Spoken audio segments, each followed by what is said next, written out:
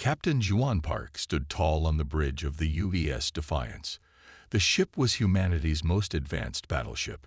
Through the large viewing window, she watched Earth grow smaller as they moved deeper into the solar system. Her mission was to test the ship's new shields far from home.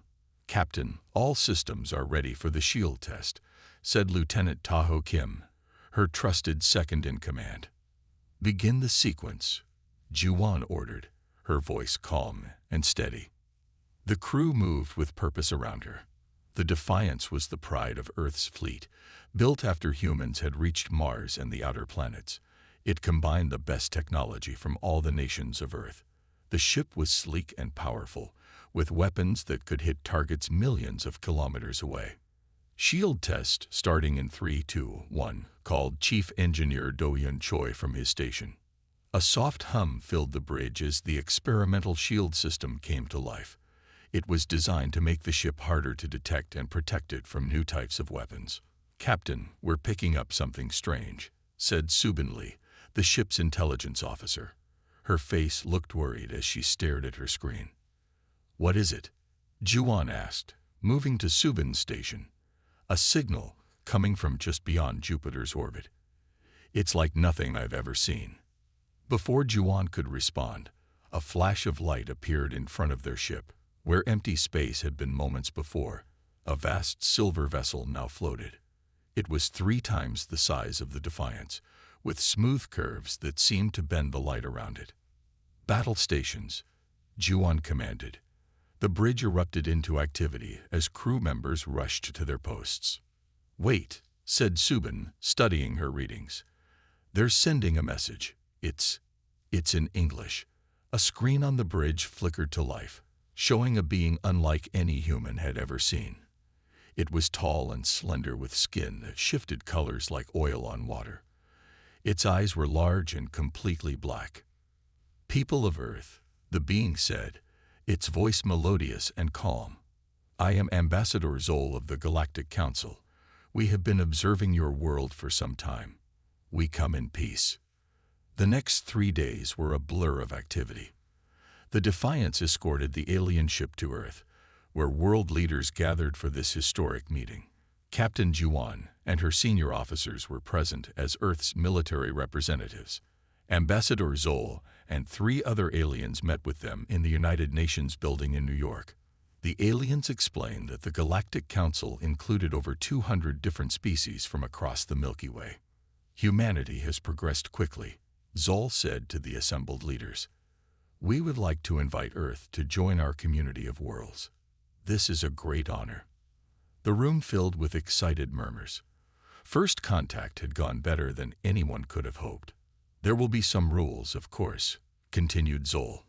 "All new members have a probation period. During this time, certain technological developments will be restricted. This is for the safety of all council members."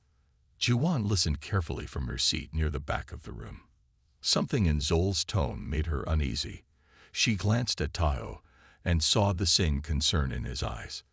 Later that night, back aboard the Defiance, which was now docked at the International Space Station, Juan called a private meeting with Tahoe and Subin. "Did anyone else feel like they weren't telling us everything?" she asked. Tahoe nodded. The restrictions seemed excessive. No faster-than-light travel development. Limited weapons research. Mandatory resource sharing. "I've been analyzing their ship's communications," Subin said quietly. "They don't know I can access their signals. They're using some kind of encryption, but our AI systems have been working on breaking it." "Is that legal?" Juan asked, concerned. "They're in our solar system, using our frequencies," Subin replied. "And my instincts say we need to know what they're saying to each other." 2 days later, Subin burst into Juan's quarters, her face pale. "Captain, you need to see this." She handed Juan a tablet. "We broke their encryption code. These are messages between Ambassador Zol and the Council." Juan read through the translated text, her heart sinking. The Council had classified Earth as a Class 3 civilization, primitive by their standards. The membership they offered was little more than controlled servitude. Humans would be restricted to their own solar system, while being required to mine resources for the Council and provide labor forces. They see us as useful tools, nothing more, Juan said grimly. We need to take this to the Secretary General immediately. An emergency meeting was called. Earth's leaders reviewed the evidence and faced a difficult choice: accept second-class status in the galaxy or refuse and risk the Council's anger. We cannot accept these terms, said the Secretary General finally. Humanity deserves equal treatment, not servitude disguised as membership. Ambassador Zoll received their decision with an eerie calmness. I understand. I will inform the Council of your choice. The aliens departed Earth the next day, their silver ship vanishing in a flash of light. For 3 weeks, nothing happened. Some began to hope the Council had accepted Earth's decision. Captain Juan wasn't convinced. She requested permission to continue testing the Defiance's shield systems in the outer solar system, away from Earth. Something doesn't feel right, she told her crew as they passed the orbit of Mars. The Council gave up too easily. She was proven right the very next day. Subin detected massive energy readings throughout the solar system. Multiple ships dropping out of faster-than-light travel, she reported, her voice shaking. Hundreds of them, all around Earth. On their screens, they watched in horror as the Council's true response became clear. Massive warships appeared above every major city on Earth. Without warning or mercy, they opened fire. We need to go back. Tahoe shouted. We have to help. All engines full, ordered Juan, her hands gripping her chair so tight her knuckles turned white. But even at maximum speed, they were days away from Earth. All they could do was watch as their communication screens filled with desperate messages from home. The Defiance's experimental shields had hidden them from the Council's sensors, making them the only Earth ship not immediately destroyed. As Earth burned, Juan made a solemn vow. The Defiance would not just be a ship now. It would be humanity's last hope, its final stand against the Galactic Council that had betrayed them. The bridge of the UES Defiance was silent except for the soft beeping of computers and the occasional sob from crew members. On the main screen, Earth burned. Blue oceans turned black as smoke covered entire continents. The Council ships continued their attack, methodical and merciless. Status report, Captain Juan Park demanded. Her voice remained steady despite the horror before her eyes. She stood straight, her uniform perfect, giving her crew something solid to focus on while their world died. Subin Lee wiped tears from her face as she worked at her station. Earth's defenses are gone. All major military bases destroyed. We're picking up scattered distress signals from underground bunkers and shelters, but they're going silent one by one. She paused, fighting for control. The Council ships are hunting survivors. Chief Engineer Do-Hyun Choi looked up from his console. His eyes were red but determined. Captain, I have some good news. The experimental shield configuration worked perfectly. The Council ships can't detect us. And while we've been watching, my team has collected data on their weapon systems. A small smile appeared on his tired face. They have weaknesses we can exploit. Juan nodded, then made the hardest decision of her life. Begin rescue operations for any survivors we can reach. Then we run. Lieutenant Taho Kim stared at her. Run? To where? Away from Earth. We need time. Time to rescue who we can. Time to learn, time to plan. She looked around the bridge at her crew. We may be the last free humans in the galaxy. We cannot waste that freedom. For the next 3 weeks, the Defiance used its shields to move unseen through Earth's orbit. They sent small rescue ships to pick up survivors from hidden bunkers and facilities. Each rescue was dangerous. Each success brought more tearful reunions aboard the Defiance. On the 23rd day, a Council patrol nearly discovered them during a rescue operation. They're scanning the area, Subin warned as a massive Council warship passed overhead. Below them, 20 human survivors waited in a hidden submarine base. Hold position, Juan ordered. The Defiance floated silently, its experimental shields bending light and sensor readings around its hull. The council ship moved on, and they completed the rescue. But Juwan knew their luck wouldn't last. "This is our last Earth mission," she announced to her officers. "We've rescued over 700 civilians and military personnel. The ship is beyond capacity. We need to leave the solar system." No one argued. They all knew staying meant eventual discovery and destruction. The Defiance slipped away from Earth under the cover of its shields. Using data from Council communications, they plotted a course to the edge of what the aliens called Council space. Life aboard the crowded ship was difficult. People slept in shifts. Food was rationed, but there was also purpose. Every human on board understood they were fighting for their species' survival. Do-hyun converted cargo bays into workshops where engineers studied the data they had collected. Medical staff treated injuries and trauma. Military personnel trained. And Captain Juwan planned.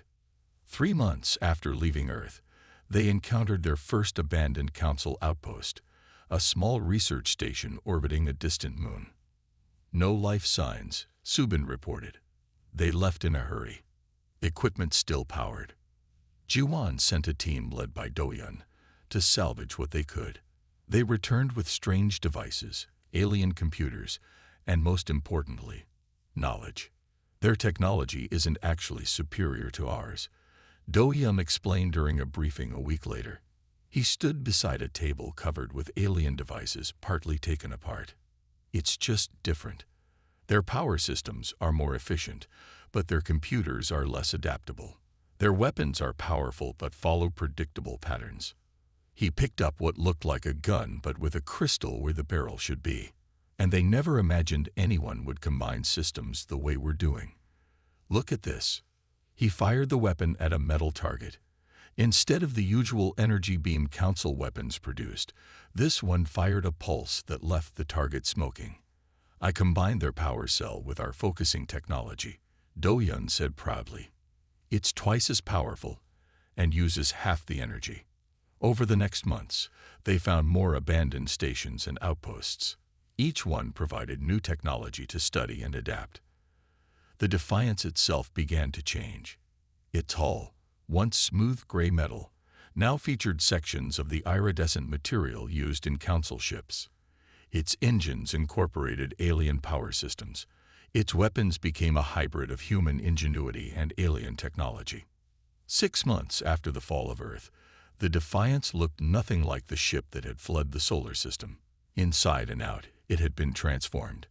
"We're creating something new," Tahoe said as he and Juwan walked through the ship during an inspection.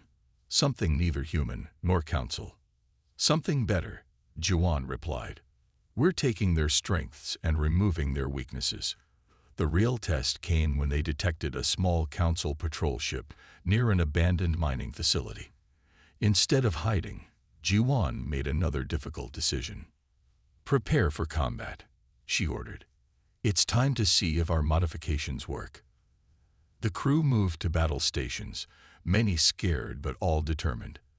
The Defiance dropped its shields, revealing itself to the Council ship. The alien vessel immediately turned to attack, firing its energy weapons. The shots hit the Defiance's modified shields and scattered, doing no damage. "Return fire," Juwan commanded. The Defiance's new hybrid weapons lashed out. Beams of energy that changed color and intensity as they traveled struck the Council ship. Its shields failed after just 2 hits. A third shot disabled its engines. "They're sending a distress signal," Subin reported. "Jam it," ordered Juwan. "Boarding teams prepare. We want prisoners and their ship intact." The boarding went smoothly. The aliens surrendered quickly, shocked by the appearance of humans, and even more shocked by the modified technology they carried. When the alien captain was brought before Juwan, he stared at her with his large black eyes. "Impossible," he said in his own language, which Subin now translated through a device on her wrist. Humans were contained. Earth was cleansed. Juwan leaned forward. "You missed one ship. A mistake your Council will regret." That night, after the prisoners were secured and the alien ship was being studied by Do-hyun's teams, Jiwan stood alone in her quarters looking at a small picture of Earth taken from space. There was a knock at her door. Tahoe entered, carrying a datapad. "The alien captain gave us valuable information," he said. "Locations of council worlds, patrol routes, communication protocols." Jiwan nodded. "Good. We'll need all that." "He also told us something else." Tahoe's voice became quieter. "We're not the first species the council has tried to cleanse. They'd done this before to races that refused to submit." Jiwan looked back at the picture of Earth. "Then we have an even greater responsibility. Not just to survive, but to stop them from doing this again." She turned to face her friend. "The Defiance isn't just a ship anymore. It's a promise." The mining planet Kaldor hung like a dull brown gem in the darkness of space. From the bridge of the Defiance, Captain Jiwan Park studied the world through narrowed eyes. The ship had been tracking council supply vessels for weeks, learning their routes and patterns. This forgotten mining colony seemed important to them. "What do we know about this place?" Jiwan asked. Subin Lee, now serving as both intelligence officer and communications expert, consulted her datapad. "Kaldor is listed as a council mining operation. They extract rare minerals used in their ship engines, but something strange is happening here. The output is high, but there are almost no council ships or personnel on the surface. Who's doing the mining then?" Tahoe Kim asked from his station. "Unknown," said Subin. "But I'm detecting unusual life signs. Not human, not council species we've encountered before." Jiwan made her decision quickly. "Prepare a landing team. Full combat gear, modified weapons only. We'll find out what's happening down there." An hour later, Jiwan led a team of 12 through the dusty streets of what appeared to be a mining settlement. The buildings were simple and worn, with strange markings on their walls. The streets were empty, but they all felt eyes watching them from shadows and windows. "Something's not right," whispered Doyun, who had insisted on joining the mission to examine any technology they might find. "Where is everyone?" A sound like clicking stones came from an alley to their right. The team raised their weapons, modified council energy guns that now fired in unpredictable patterns. "We mean no harm," Jiwan called out. "We're enemies of the council." For a long moment, nothing happened. Then a figure stepped from the shadows. It stood on two legs like a human, but that's where the similarity ended. Its body was covered in hard segments that looked like green and brown armor. 4 arms extended from its torso, and its head featured large compound eyes and moving mouthparts. "You are not council," the creature said in a clicking voice that somehow formed words they could understand. "But you carry their weapons." "Modified weapons," Jiwan corrected, lowering her gun slowly. "We took them and made them better."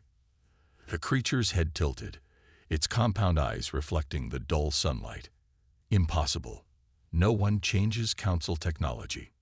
Doyun stepped forward, holding up his own modified device. "We do. We're humans." The creature's mouthparts moved rapidly. "Humans. The new species that defied the council. We heard rumors that you were destroyed."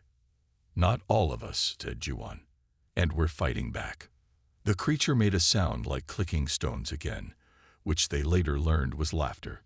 "I am Kiran of the Varine. Come with me. There is much to discuss." Kiran led them deeper into the settlement, where hundreds of Varine emerged from hiding places.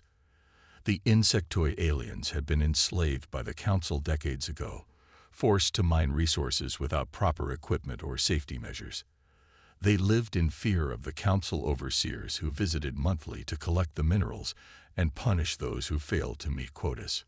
"The overseers will return tomorrow," Kiran explained as they sat in a large underground room that served as the Varine's meeting place.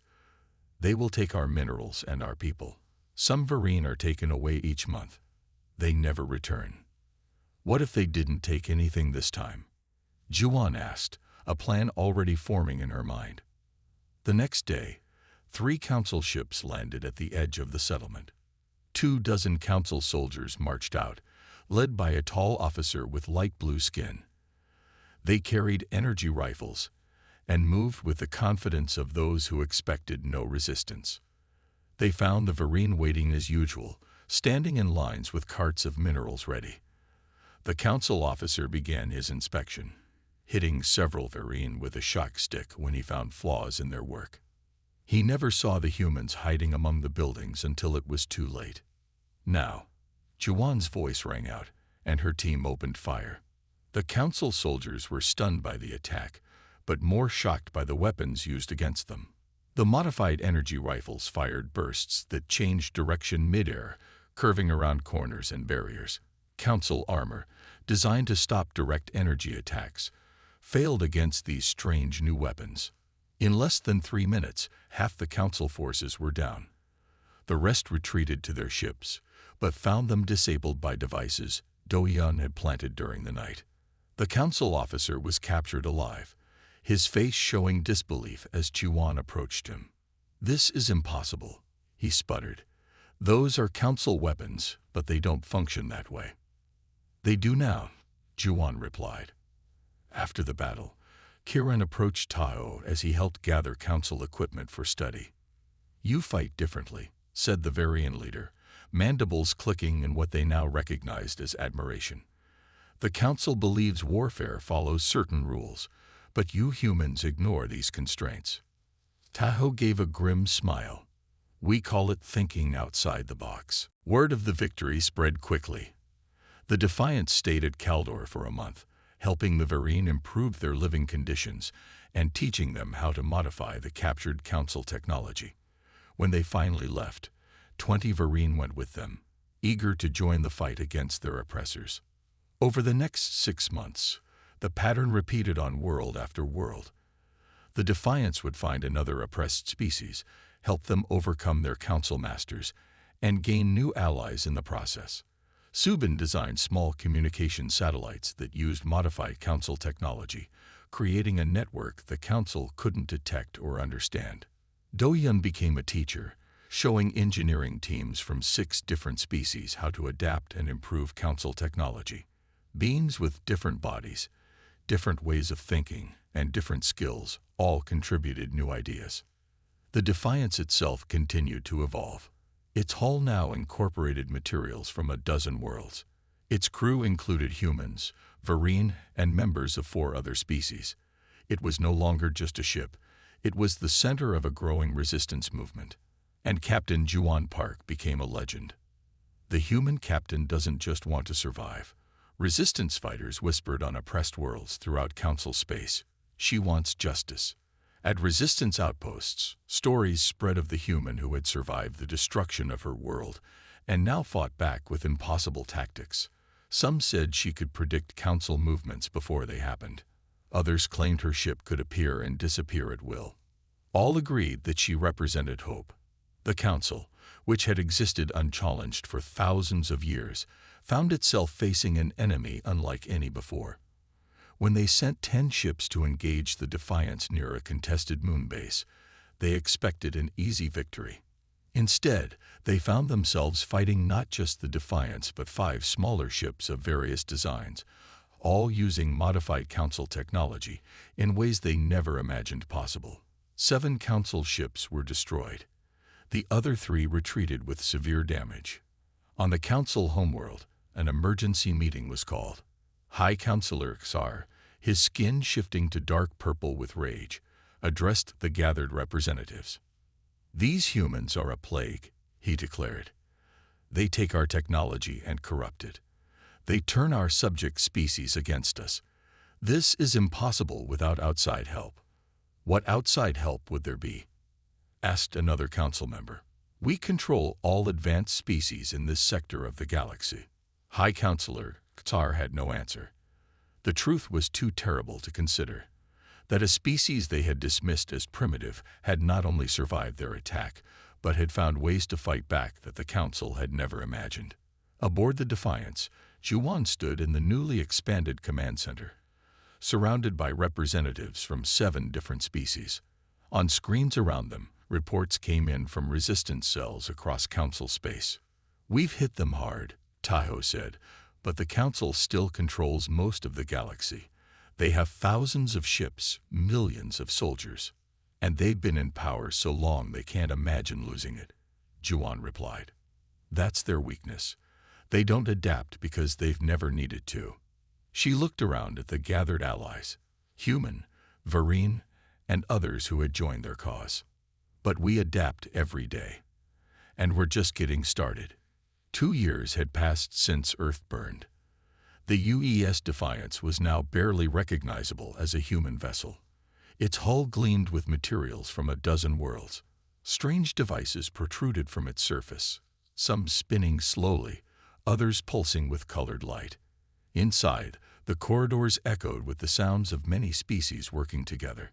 On the bridge, Captain Juan Park stood before a large holographic display. Around her gathered her senior officers and representatives from their allied species. Humans worked alongside the insect-like Varine, the four-armed Calyx, and others who had joined their cause. The shipyard is completely destroyed, reported Tahoe Kim. His uniform, like all the humans aboard, still bore the Earth Fleet insignia, a reminder of what they fought for. Council forces never saw us coming. Our modified stealth systems worked perfectly. The hologram showed the remains of a massive Council shipyard, once capable of producing their largest warships. Now it was a field of debris floating in space. Any civilian casualties? Juan asked. This question had become her first after every engagement. None, answered Kiran of the Varine. The insectoid's green carapace shimmered under the bridge lights. We evacuated all worker habitats before the attack as ordered. Juan nodded with satisfaction. Good. The Council treats its workers as disposable. We don't. The Defiance now led a fleet of 30 vessels, each modified with hybrid technology. Their crews included members of 12 different species, all former subjects of the Council, all now fighting for freedom. Captain, we've intercepted some interesting Council communications, said Subin Lee, approaching with a datapad. Over the years, she had become an expert in Council encryption. There was an emergency session after our attack. It seems not all Council members agree on how to handle us. She played a recording. The voices had been translated into English, though the original clicking, humming, and whistling could be heard underneath. These humans were underestimated, said one voice. I am Vex of the Tellarite Confederation. I propose direct negotiations. Negotiations with primitives. This voice they all recognized. High Counselor Xar, the leader who had ordered Earth's destruction. Impossible. The humans have evolved their tactics, Vex continued. They spare civilians. They free slaves. They share technology with species we classified as primitive. Perhaps we should reevaluate. Enough. Xar interrupted. The humans will be crushed. Any Council member who suggests otherwise may be suspected of treason. The recording ended. Juan looked around at her command team. Opinions? The Council is splitting into factions, Subin explained. Our intelligence suggests several members see the writing on the wall. They know we're growing stronger while they keep losing ships and bases. Han Bin-Yoon, the ship's tactical officer, stepped forward. He had been a junior officer when Earth fell, but had proven himself in countless battles since. Captain, look at these systems, he said, highlighting several star systems on the holographic display. They glowed blue against the map of Council space. These are controlled by potential allies within the Council. The Tellarites, the Naxa Collective, the Joran Empire, all have shown signs of disagreeing with Xar's leadership. If we demonstrate our power while sparing their facilities, Handin continued, we could push them to open defection. Juan studied the map thoughtfully. For 2 years, they had fought hit-and-run battles, striking quickly and disappearing. Now they had a chance to do something more. The Council has ruled through fear for too long, she said finally. We'll show them another way. She turned to her communications officer. Prepare a message to all our fleet captains. We have new targets. 3 weeks later, the Defiance led an attack on a military base in Tellarite space. Unlike previous engagements, they announced their coming. Attention Tellarite citizens. Juwan's message broadcast across the star system. We are targeting only military installations. Evacuate all areas near council bases. We fight those who oppress, not those who are oppressed. The battle was short but fierce. Council ships rushed to defend their base, but found themselves outmaneuvered by the resistance fleet. The Defiance moved with impossible speed, its hybrid engines pushing it faster than any council vessel. The smaller ships of the resistance fleet attacked in patterns the council had never seen, coming from multiple directions at once. When it was over, the military base was destroyed, but nearby Tellarite cities remained untouched. Before leaving the system, Juwan broadcast another message. We fight those who oppress. We protect those who cannot protect themselves. Join us or stand aside. 2 more attacks followed the same pattern. Each time, they hit military targets in systems controlled by council members who had shown doubt. Each time, they carefully avoided civilian casualties. Each time, they left the same message. After the 3rd attack, something unexpected happened. A Tellarite ship approached the resistance fleet as they prepared to jump to their hidden base. They're hailing us, Subin reported, surprise clear in her voice. On screen, Juwan ordered. The face that appeared was similar to the council species they had fought, but with subtle differences. This being had smaller eyes and skin that didn't shift colors. I am Ambassador Meln of the Tellarite Confederation, the alien said. I come with a message from Council Member Vex. He wishes to speak with the human captain directly. Silence fell on the bridge. This was unprecedented. Could be a trap, Taiho warned quietly. They only sent 1 ship, Juwan replied. Scan it. No weapons powered, reported Hanbin. Minimal crew. It appears to be a diplomatic vessel. Juwan made her decision. Tell them I'll meet with Vex, but not on their ship or ours. Find neutral ground. The meeting took place on an abandoned mining moon. Juwan brought Tahoe, Subin, and 2 security officers. Vex came with only Ambassador Meln and 1 aide. The council member was tall and slender like all his kind, but older, his iridescent skin faded to pale blue. Captain Juwan Park, he said, pronouncing her name carefully. Your reputation precedes you. As does yours, Council Member Vex. Juwan replied coolly. You voted to destroy Earth. Vex's skin rippled, a sign of discomfort. I did. It was a mistake, one of many the Council has made. Why are you here? Juwan asked directly. The Council is fracturing, Vex admitted. High Counselor, Thar demands more ships, more resources to fight you, but many of us have seen how you fight. Protecting civilians, freeing slaves. This is not the behavior of savages, as Tar claims. We're not savages, Juwan said firmly. We never were. The Council judged us without knowing us. Yes. Vex seemed genuinely regretful. And now many of us question that judgment, and others made before. The Tellarite Confederation is considering independence from the Council. Juwan tried not to show her shock. No species had ever left the Council. What do you want from us? Non-aggression, for now, and perhaps shared technology in the future. After the meeting, back aboard the Defiance, Juwan's command team debated their next move. Can we trust them? Tahoe asked. The Tellarites were part of the force that attacked Earth. People can change, Subin countered. Even aliens. If the Tellarites leave the Council, others will follow, Handon pointed out. It could trigger a cascade.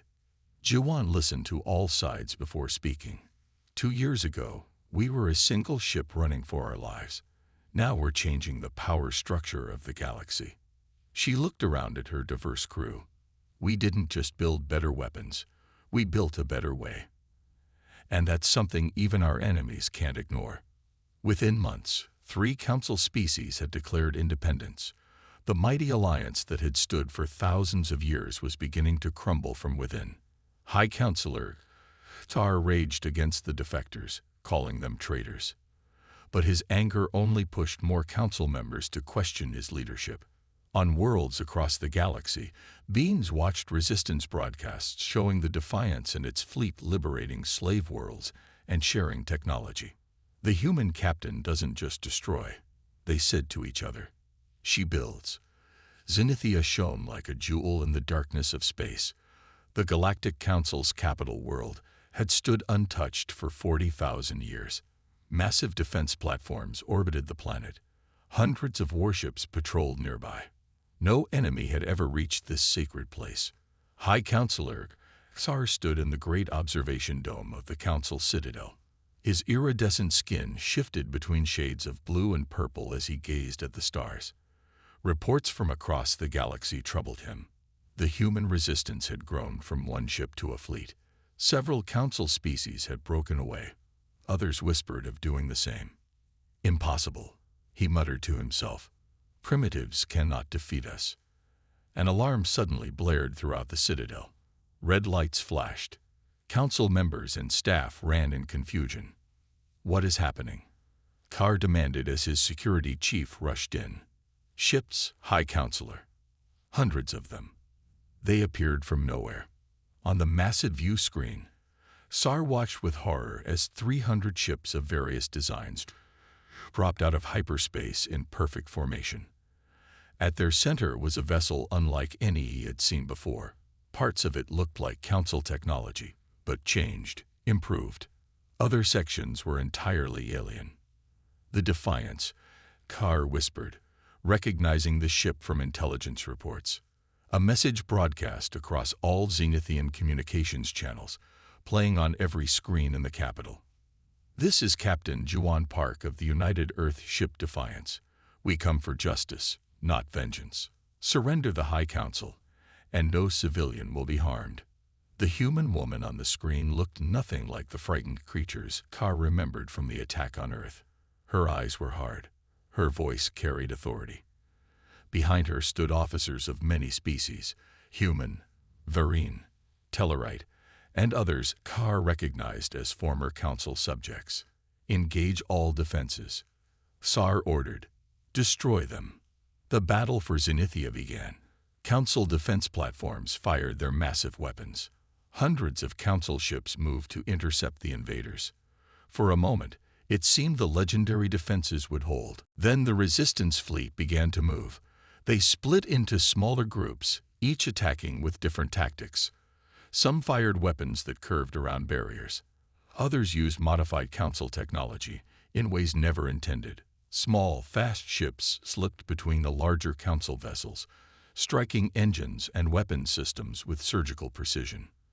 At the center of it all flew the Defiance. The once human ship now moved like something alive. It seemed to predict Council tactics before they happened. When Council ships fired, the Defiance was already gone. When defenses adjusted, the Defiance had already changed its approach. Aboard the great battleship, Taho Kim piloted with skills honed through years of desperate battles. His hands danced across controls that blended human design with a dozen alien technologies. The ship responded instantly to his commands, its hybrid systems working in perfect harmony. Defense Platform 7 is down, reported Hanbin from Tactical. Moving to Platform 8. Juwan stood at the center of the bridge, watching the battle unfold on screens around her. Her crew, human and alien alike, worked with practiced efficiency. Remember our mission, she said calmly. Minimal civilian casualties. We target military assets only. Hour after hour, the battle raged. Council ships fought bravely but could not match the unpredictable tactics of the Resistance. Defense platforms fell one by one. The Defiance led a final push toward the planet itself. The last defense line is collapsing. Subin reported. We have a clear path to the Citadel. Juwan nodded. Prepare a landing team.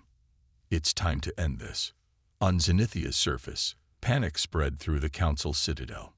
Many leaders had already fled. Others barricaded themselves in secure rooms. High Counselor Far refused to run. The Council has stood for 40,000 years, he told his remaining advisors. We will not fall to primitives. When the Resistance landing craft touched down outside the Citadel, they met little resistance. Most Council forces had surrendered after seeing their invincible defenses broken.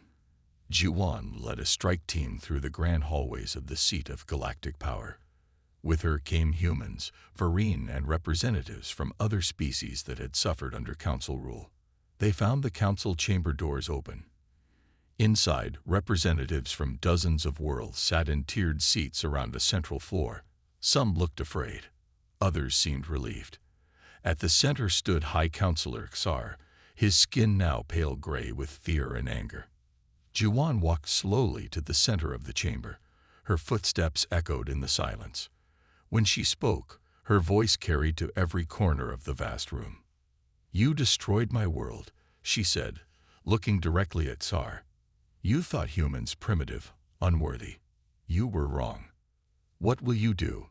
Xar asked, his voice shaking slightly. "Destroy us as we destroyed Earth. Prove you are the savages we believed you to be." "No," Juwan replied firmly. "We are not like you. There will be no massacre today." She turned to address the entire chamber. "But there will be justice. Those who ordered the destruction of Earth and other worlds will face trial. The Council as it exists is dissolved." In the days that followed, news spread across the galaxy. The mighty Galactic Council had fallen. Trials began for those who had ordered atrocities, and something new arose from the ashes. 1 year later, Juwan stood on the observation deck of the Defiance. The great ship was now permanently docked at a space station orbiting Zenithia. It had become both museum and memorial, a reminder of what had happened and what had been achieved. The ship felt strange without the hum of its engines and the bustle of its crew. Most had moved on to new roles in what was now called the Interstellar Alliance, where all species had equal representation. Juwan heard footsteps and turned to see Subin approaching. Her friend had aged during their years of struggle, gray now streaking her hair, but her eyes were bright. "The new Alliance building is almost complete," Subin said, joining Juwan at the viewport. 20 different species working together on the construction. "It's something I never thought I'd see." They stood in silence for a moment, looking out at the stars and the construction in the distance. "Was it worth it?" Subin asked quietly. "All the fighting, all the loss." Juwan thought of Earth, of the blue oceans and green forests she would never see again, of the billions who had died, of the years of desperate battle. "Earth is gone," she said finally. "We can never get it back. But its spirit lives on in what we've built." Beyond the viewport, construction teams from many species worked together on the new Alliance headquarters. At its center arose a monument, a human hand clasped with those of other beings, different in form, but united in purpose. "Humanity never wanted to rule the galaxy," Juwan said softly. "We just wanted our place in it. And now every species has that right." She placed her hand against the cool glass of the viewport, feeling the gentle hum of the ship that had carried humanity's last hope across the stars. That's a legacy worth fighting for. Across the galaxy, children of many species now learned the story of Earth and the Defiance. They learned of a small planet that refused to submit, of a single ship that survived against impossible odds, and of Captain Juwan Park, who had fought not just for humanity's survival but for justice for all. The tale of how a doomed species had changed the course of galactic history would be told for thousands of years to come. And somewhere among the stars, perhaps other humans had survived, waiting to be found by the new, more just galaxy that had risen from the ashes of the old. But that was a story for another day. The end.